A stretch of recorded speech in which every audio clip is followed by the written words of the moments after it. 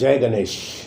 अब हम पहुँचे हैं श्री मयूरेश्वर मंदिर, या जिसे श्री मुरेश्वर मंदिर भी कहा जाता है।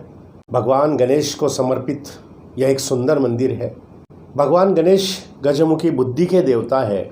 यह मंदिर पुणे जिले के मोरगांव में बना हुआ है। महाराष्ट्र राज्य के पुणे शहर से सिर्फ 50 किलोमीटर की दूरी पर यह मंदिर स्थित है। पुणे से सोलापुर हाईवे पर चौफुला से अगर आप राइट लेते हो तो आप सीधे सुपा होते हुए मोरगांव पहुंच जाते हो। यह मंदिर भगवान गणेश के अष्टविनायकों का प्रारंभ बिंदु और अंत बिंदु दोनों है। कहा जाता है कि अष्टविनायक की यात्रा मोरगांव से शुरू करनी चाहिए और यात्रा का अंत वह भी इसी मोरगांव से, इसी मोरेश्वर मंदिर के दर्शन करके होना चाहिए। यहाँ सामने जब हम प्रांगण में आते हैं तो बाहर पार्किंग है। पार्किंग से हम अंदर प्रवेश करते हैं तो सारी दुकानें बनी हुई है। मंदिर के अहाते में आने के बाद सबसे पहले एक बहुत बड़ा विशाल प्रांगण लगता है। मजबूत पत्थरों से बना हुआ ये प्रांगण 11 सीढ़ियाँ चढ़ के जब हम ऊपर आते हैं तो सबसे पहले हमारी नज़र जाती है नंदी की तरफ। आप जानते हो कि नंदी भगवान शिव के वाहन है। नंदी भगवान शिव के वाहन है, फिर भी यहाँ मोरगांव में भगवान गणेश के मंदिर में, इस मोरगांव के इस मयूरेश्वर मंदिर के प्रांगण में नंदी विराजित है। मन में कई सवाल, कई प्रश्न। हम आगे बढ़े इन प्रश्नों की पोटली को साथ लेकर। हमें पूरा विश्वास था कि इन प्रश्नों का जवाब हमें ज़रूर मंदिर के अंदर मिलेगा, और हमें मंदिर के अंदर वह जवाब मिला। हम मंदिर में गए। यहाँ मंदिर का विस्तार बहुत बड़ा है। मंदिर में प्रवेश करने के लिए यहाँ पर लाइनें बनी हुई है। उस कतार से आपको आगे बढ़ना होता है। जब आप आगे बढ़ते हो तो मन में एक ही स्वर निकलता है कि जय गणेश, जय गणेश, जय गणेश, जय गणेश। साल के 12 महीनों में आप किसी भी महीने में, किसी भी दिन मोरगांव के दर्शन के लिए आ सकते हो। कहा जाता है कि भगवान गणेश ने राक्षसी दैत्य सिंधु की हत्या की थी, उसके बाद ही इस मंदिर की उत्पत्ति हुई है। इसका मतलब ये काफ़ी पुराना मंदिर है, काफ़ी पुरातन मंदिर है। जय गणेश।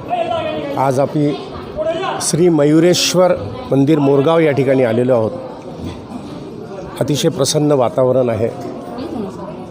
गर्दी बरीचशी आहे मंदिरामध्ये, परंतु मंदिराचं प्रांगण खूप मोठं आहे। मंदिराचा एक विस्तार खूप मोठा आहे आणि चिंचवड देवस्थानच्या अंतर्गत सिद्धटेक, मोरगाव आणि थेऊर हे तिन्ही गणपतीचे जे स्थानं आहेत, हे तिन्ही स्थानं त्याच चिंचवड देवस्थानाच्या अंतर्गत येतात। आणि आज माझ्यासोबत आहेत मुकुंद वाघ, चिंचवड देवस्थान ट्रस्ट कर्मचारी। या ठिकाणी मोरगावमध्ये मला थोडक्यात या मंदिराची माहिती आणि मंदिराचा पूर्व इतिहास काय आहे तो मला थोडंसं सांगा। हे मोरगाव जे क्षेत्र आहे अष्टविनायकापैकी सर्वाध्य क्षेत्र, म्हणजे मुख्य सुरुवात इथून करतात अष्टविनायक यात्रेला आणि शेवट पण इथंच केला जातो, कारण हे स्वयंभू ठिकाण आहे। आणि भूस्वानंदे मयूरेश्वर सर्वाध्य क्षेत्र हे फार प्राचीन क्षेत्र आहे। आणि सर्वात महत्त्वाचं म्हणजे की अष्टविनायकापैकी प्रमुख स्थान असल्यामुळं, प्रथम स्थान असल्यामुळं पहिल्यांदी मोरगावला करायचं आणि परत शेवट पण मोरगावला करायचं। कारण नंतरचा जो इतिहास आहे अष्टविनायकापैकी इतर जे गणपती आहेत त्या प्रत्येक गणपतीला काही काही आख्यायिका आहेत। उदाहरणार्थ सिद्धटेकचं जे मंदिर आहे ते विष्णूंनी तपश्चर्या करून सिद्धविनायकाला प्राप्त करून घेतलेलं आहे, किंवा गिरिजात्मक जो आहे तो पार्वतीच्या मळातनं तयार झालेला आहे। म्हणजे अशी काही आख्यायिका अष्टविनायकापैकी गणपतींची आहे। पण ते जे बाकीचे गणपती ते नंतर, परंतु प्रथम स्थान हे आहे, हे मूळ आद्य क्षेत्र आहे। त्यामुळं हे जास्ती महत्त्वाचं क्षेत्र असल्यामुळं आणि या मंदिराची रचना पण अशी आहे की ही कडेनी तटबंदी आणि मधी मंदिर। अतिशय सुंदर अशी माहिती दिलेली आहे या ठिकाणी। आणि सगळ्यात महत्त्वाची माहिती आज आपल्याला अशी मिळालेली आहे की बाकीच्या सगळ्या अष्टविनायकापैकी बाकीचे जे स्थानं आहेत त्या ठिकाणी काहीतरी एक विशेष आख्यायिका आहे, परंतु या ठिकाणी अशी विशेष आख्यायिका नाही, कारण हे प्रथम स्थान आहे। आणि अष्टविनायक यात्रा ही स्वयंभू स्थान असल्यामुळे अष्टविनायक यात्रा ही प्रथम इथून सुरू केली जाते आणि याचा शेवटसुद्धा याच ठिकाणी होणार. आपल्या मंगलाष्टकेप्रमाणे याची स्वस्ती श्री गणनायकम गजमुखम मोरेश्वरम म्हणजे मोरगाव, सिद्धितम म्हणजे सिद्धटेक, बल्लाळो मुरुडम विनायक म्हणजे बल्लाळेश्वर पाली, महडचा वरद विनायक, चिंतामणी स्थेवरम म्हणजे थेऊरचा चिंतामणी, लेण्याद्री गिरिजात्मकम सुवरदम विघ्नेहरम ओझरम, लेण्याद्री झालं की ओझरचा विघ्नेश्वर, ग्रामो रांजण संस्थितो कोऱ्याचा, रांजणगाव झालं की परत मोरगाव, मग ती यात्रा सुफल संपूर्ण होती अष्टविनायक यात्रा. अशा प्रकारची अष्टविनायक यात्रेची सिक्वेन्स. अजून एक मला एक विचारायचं होतं की आता हे पुण्यावरून अतिशय जवळ आहे, तर मग पेशवेकालीन ते किंवा त्याच्या आधीपासूनचं हे मंदिर असल्यामुळे अशा काही नोंदी या ठिकाणी आहेत का की इथे काही प्रथम बाजीराव पेशवे किंवा द्वितीय नाही आहे ना. आमच्या देवस्थानमध्ये चिंचवड देवस्थानच्या कार्यालयामध्ये सनद पुस्तक जे आहे ते शिवाजी महाराजांच्या काळात, त्यांच्या अगोदरच्या काळात ज्या काही सनदा दिलेल्या आहेत देवस्थानला, त्या सनदाचं पुस्तक पण विक्रीसाठी आम्ही ठेवलेलं आहे. त्यामध्ये असे प्रकारचे सगळे उल्लेख आपल्याला सगळे पूर्व इतिहासकालीन सगळा उल्लेख सापडू शकतो. अजून एक थोडीशी एक माहिती आम्हाला अशी पाहिजे होती की या मंदिरामध्ये कोणत्या प्रकारच्या पूजा केल्या जातात, नित्यपूजा कोणत्या असतात, मासिक पूजा कोणत्या असतात आणि वार्षिक पूजा अशा काही वेगळ्या असतात का?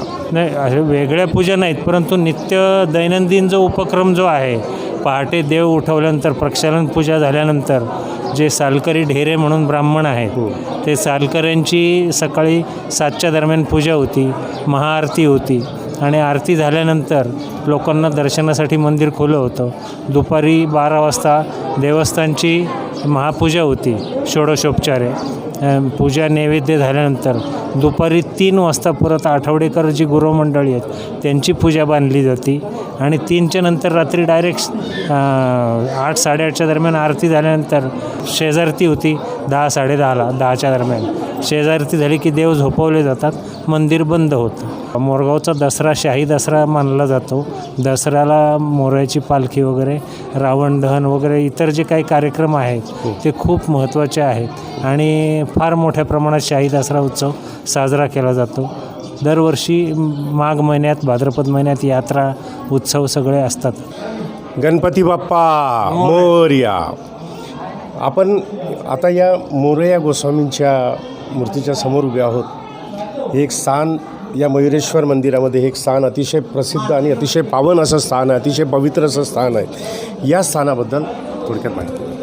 हे जे स्थान आहे मोरगाव मयुरेश्वर मंदिरातील, तर हे महान गणेश भक्त महासाधू मोरया गोसावी यांचं स्थान आहे आणि यांच्या डोक्यावर जो कल्पवृक्ष दिसतो आहे, या कल्पवृक्षाखाली हे कल्पवृक्ष महाराष्ट्रात 2च आहेत. एक पंढरपूरला पांडुरंगाच्या मंदिरात जनाबाईच्या तिथं जे वृक्ष आहे त्याचं नाव आहे कानोपात्रा आणि मोरगावला जिथं मयुरेश्वर आणि मोरया गोसावींना दर्शन दिलं तिथं जो वृक्ष आहे तो कल्पवृक्ष.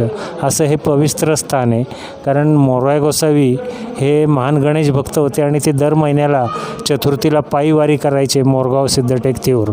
तर एक वर्ष असा प्रसंग आला चतुर्थीला की त्यांना पाऊस खूप होता, नदीला पूर होता आणि खूप उशीर झाला आणि त्यावेळेला मंदिर बंद झालेलं.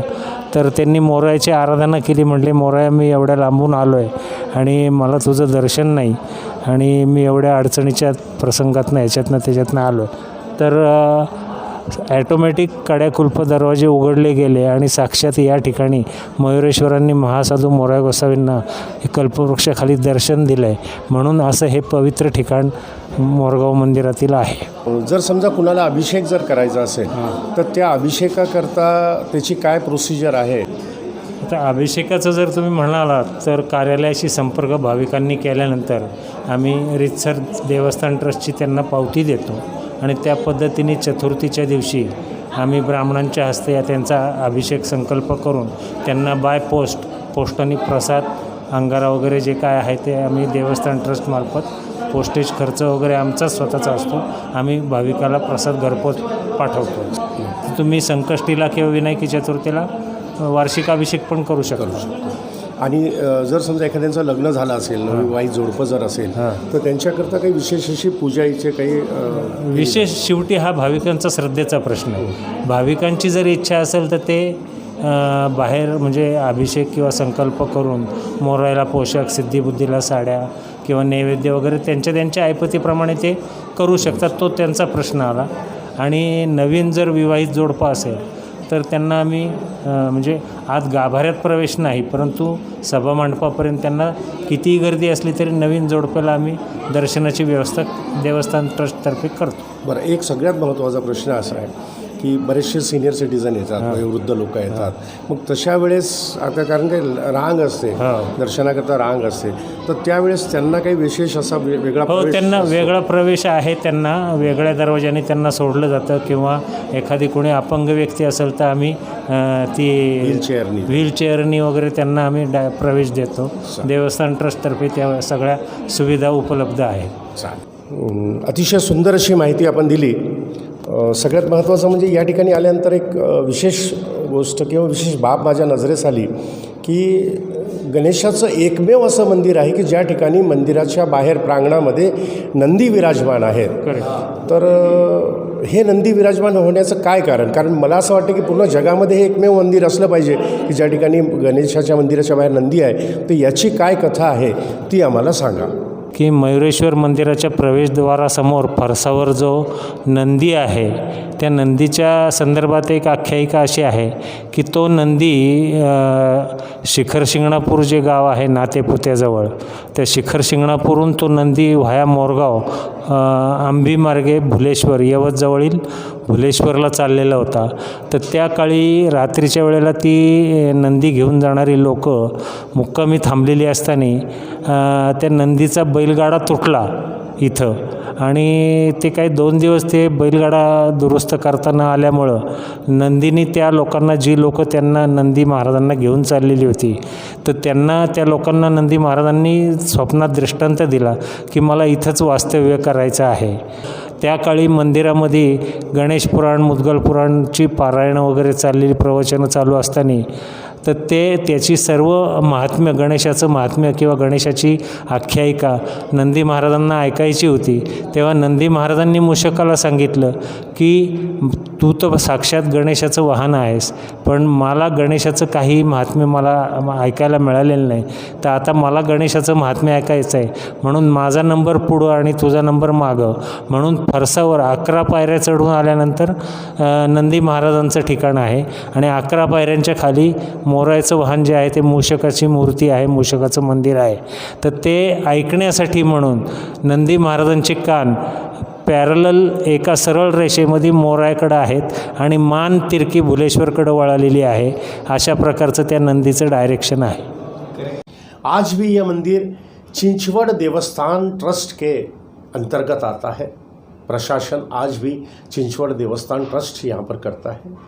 मुद्गल पुराण के 22वें अध्याय में मोरगांव की महानता का वर्णन किया गया है. मोरगांव एक बड़ा शहर है, तो वहाँ रहने के लिए काफ़ी होटल है, मंदिर की धर्मशाला है, यहाँ पर निवास की व्यवस्था बहुत अच्छी है. भोजन के लिए यहाँ पर काफ़ी होटल यहाँ पर आपको मिल जाएंगे, तो रहने और खाने का कोई प्रश्न यहाँ पर नहीं आता है. यहाँ से जेजूरी बिल्कुल करीब है, आप जेजूरी भी जा सकते हो. जेजूरी और मोरगांव दोनों साथ में हो जाते हैं. मोरगांव तक आने के लिए रास्ता बहुत सुंदर बना हुआ है, तो सड़क मार्ग से आप मोरगांव कभी भी आ सकते हो. बहुत सुंदर स्थान है. और इस प्रकार हमने श्री मयूरेश्वर के दर्शन किए. बहुत आनंद आया, बहुत प्रसन्नता हुई.